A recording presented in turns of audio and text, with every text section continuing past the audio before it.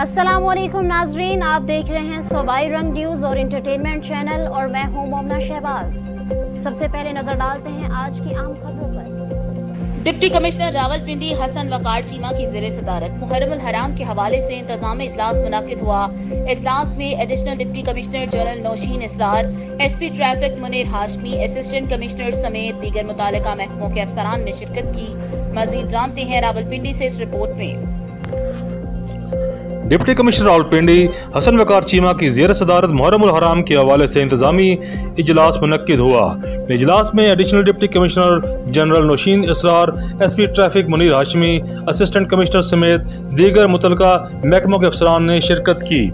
इजलास में deputy commissioner Rawalpindi Hasan वकार चीमा ने कहा कि मुहर्रम अल हराम के जुलूसों और मजालिस की सिक्योरिटी के फुल प्रूफ इंतजाम किए जाएँ।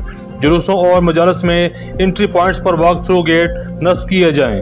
जुलूसों के रूट्स का पेज वर्क के साथ साथ इस्तिजावजात का खात्मा यकीनी बनाया जाए, जबकि मुहर्रम अल हराम के हवाले से खसूसी ट्रैफिक प्लान मुरतब किया जाए ताकि लोगों को मुश्किलात का सामना न करना पड़े। डिप्टी कमिश्नर ने कहा कि जुलूसों की निगरानी के लिए CCTV कैमरे लगाए जाएं, जबकि बिजली और टेलीफोन की तारों के लिए खास इंतजामात किए जाएं ताकि कोई भी रुकावट पेश ना आए।